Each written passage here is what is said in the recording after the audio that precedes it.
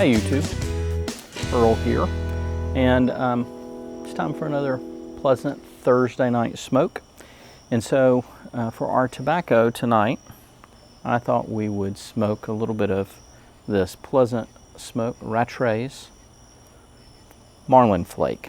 Now, for those of you who don't know, and I don't really know much about Rattray's, I believe the history of the blend, or of the blend house itself, is that Rattray's is a old Scottish manufacturer, if I'm correct,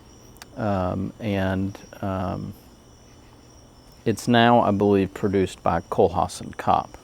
I could be wrong, but it says it's made in Germany, and so that would lend me to believe that it's Kohlhaas and Kopp. And I think I've read that on a couple of forums, but as far as the tin itself, not much description of what's going on here. On smokingpipes.com, it tells you that it's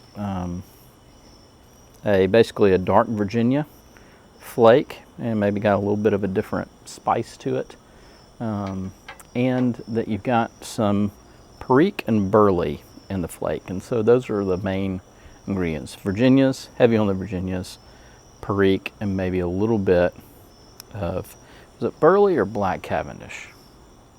Oh, it's black cavendish, excuse me. So got a little bit of black cavendish in there.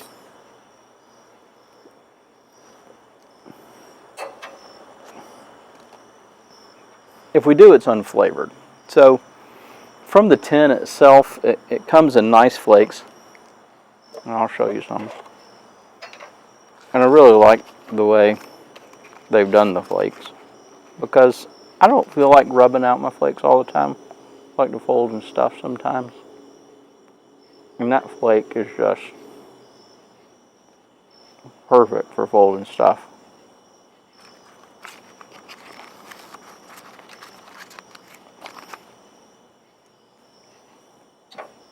But they're very easy to rub out when you need to rub it out.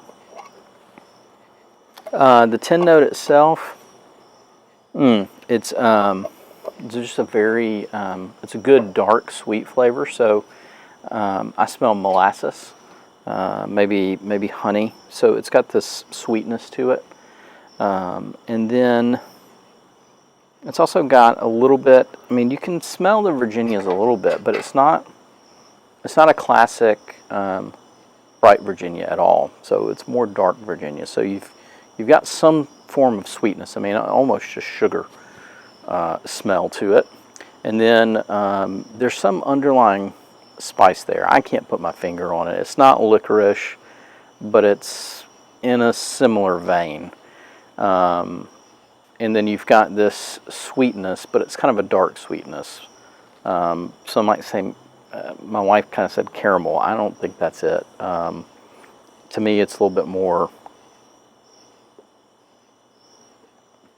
honey or molasses kind of flavor to it.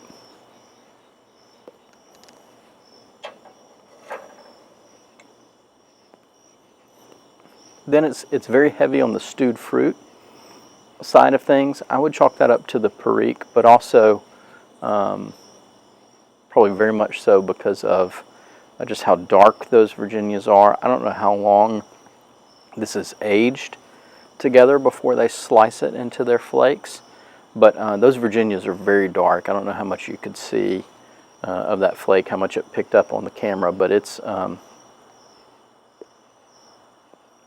very dark flake. And so the fact that you get some stewed fruit kind of odors on there, aromas, not odors, doesn't surprise me.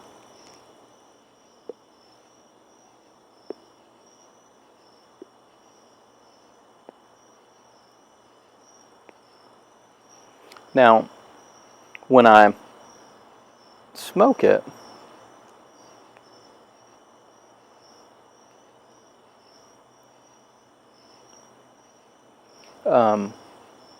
it's very much what you would expect based off of the tin note.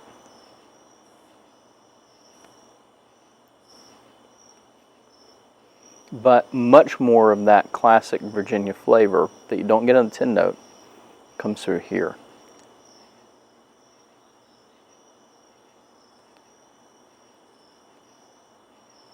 That kind of summer hay, that light sweetness.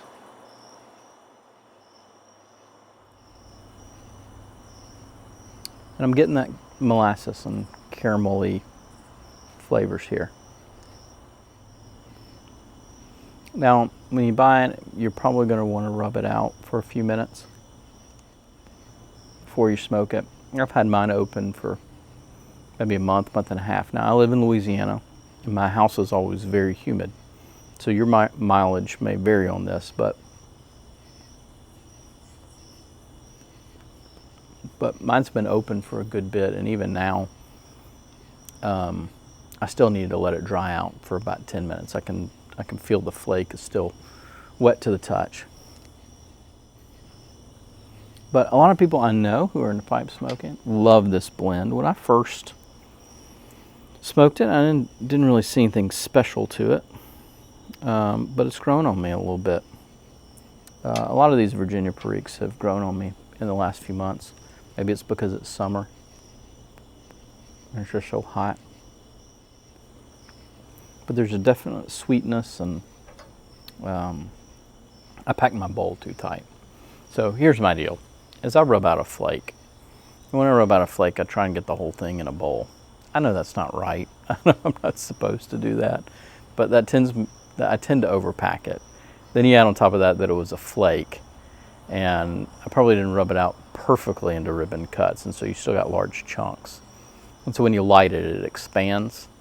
And so you add those two things, overly packed, tobacco expanding. You've probably already noticed that I've had several embers leave my pipe tonight. It's because I overpacked. And then the tobacco is expanding as I smoke it. So I'm having to relight a good bit more.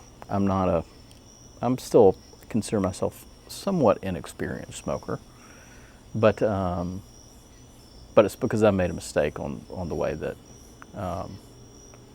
I have decided to pack my bowl tonight.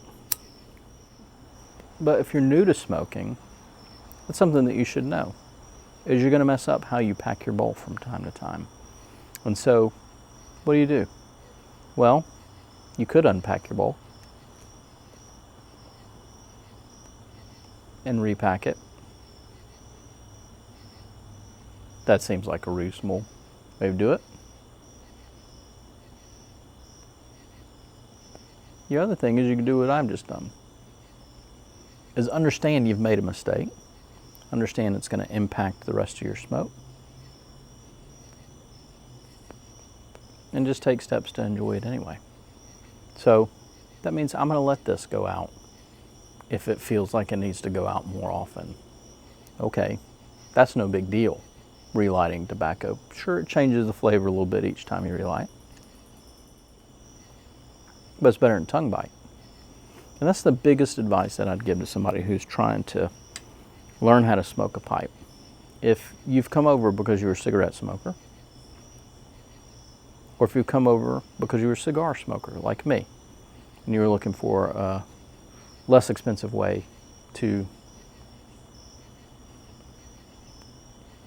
enjoy the relaxation of smoking, so you can do it more often. That's why I'm here. It was so frustrating to me to try and smoke a pipe and have to do 4 times the work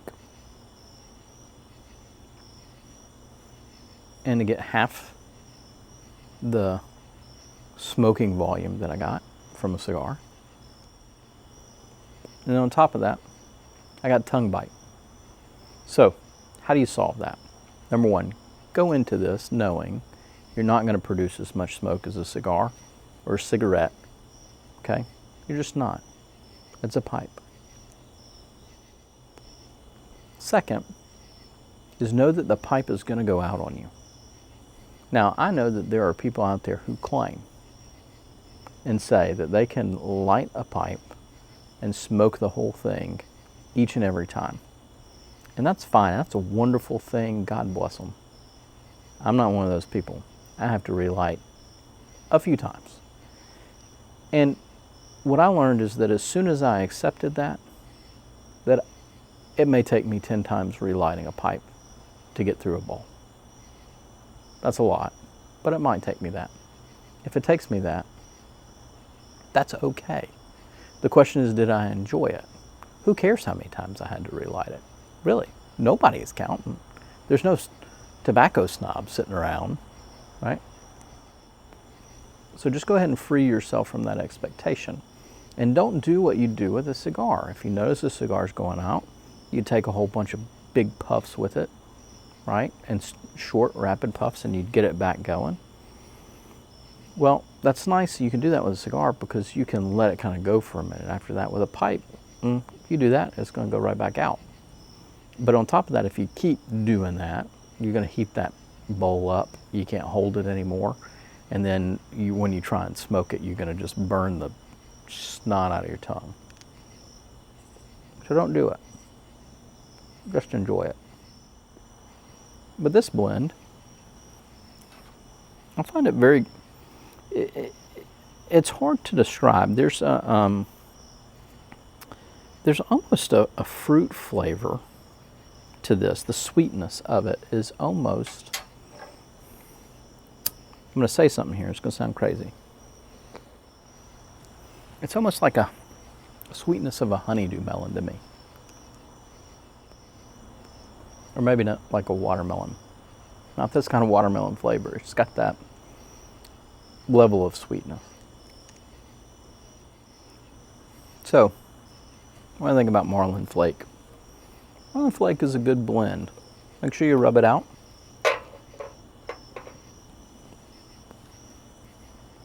If you like a VaPer, now see, I'm about midway through, I'd guess. And I'm starting to get some of that perique. Also, I can get some of that black cavendish in there too. That's probably what's providing some of those caramel flavors. But it's very light on the black cavendish, very light. Anyway, Rattrays. It's a good blend. I'm not sure I'll buy it again, but it's good.